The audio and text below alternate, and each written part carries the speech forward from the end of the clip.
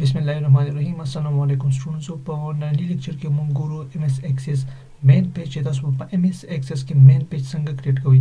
د مین پیج جوړول لپاره به تاسو څه سټپ اخلئ د ټول نه مخکې موږ ځو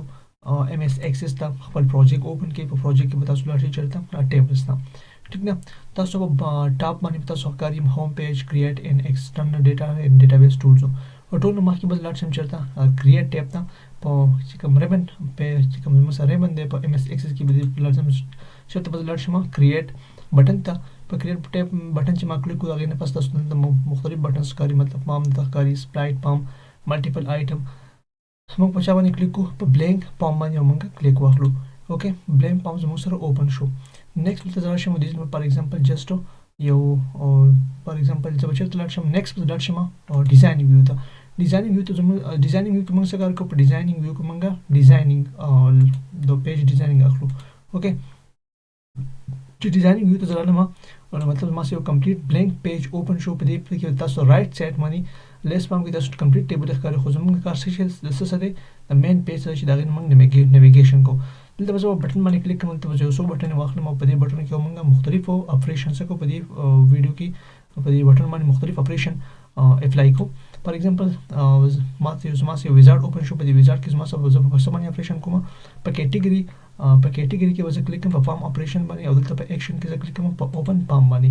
په نیکسټ بټن زه کلیک کوم هغې نه پس به زه راشم چېرته کورس سیسټم درې ټیبلې دي زموږ سره ټیبلې شو کېږي چې مطلب په دې بټن سره تاسو ایکشن کول غواړئ فار ایگزامپل چې زما سره د کورس چې کوم پام چې دی هغه زما څه شي د کورسز پام زما سره اوپن کېږي اوکې نیکسټ به زه کلیک کوم and next we will takari open the palm to find the specific data display yes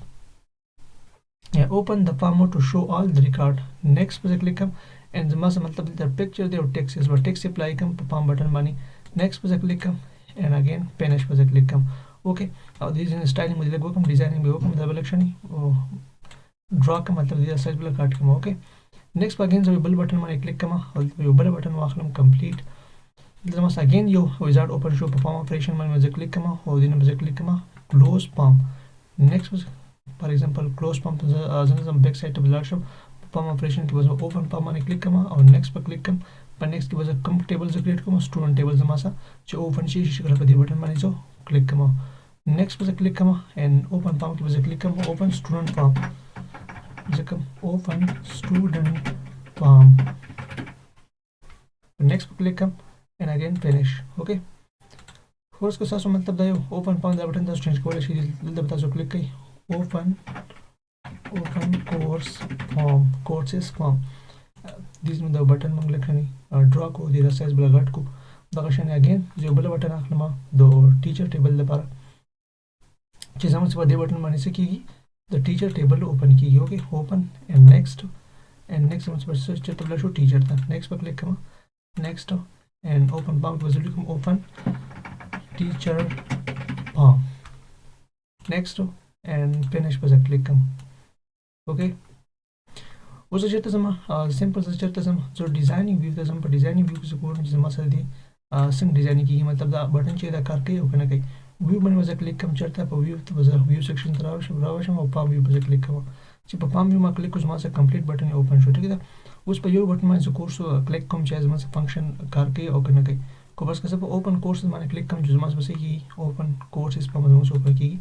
تاسو ګورئ چې زما سره کورس پم څه شو اوپن شو اگین زه پام ته زما او د کلیک کوم په باندې اوپن سټوډنټ پام باندې زما سټوډنټ پام کلیک شو ټیک ده and next چیرته زما اگین پام باندې زما او دلته کلیک کوم په باندې اوپن ټیچر پام زموږ سره ټیچر پام څه شو اوپن شو زموږ سره دا یو مین پیج دی اوس دې مین پیج تاسو مختلف ډیزاینینګ کولای شئ دلته لوګو اپلای کولای شئ وغیرہ خو سمپل چې تاسو کار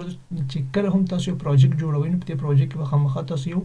بټن سیکشن کریټ کوئ چې په بټن سیکشن کې زموږ سره